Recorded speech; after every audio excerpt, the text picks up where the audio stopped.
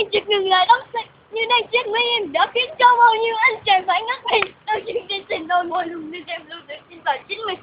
Những ngày bờ trong em lại thu thăm không được bao là anh nhìn về vì sexy girl. Đôi mắt lung ánh này sexy girl. Nhưng em xin lỗi I'm say goodbye hey sexy girl. Trong em mày rồi sexy girl, baby sexy girl. Này người yêu này hãy bước đến với nhau trong đam mê. Hey đừng ngại gì.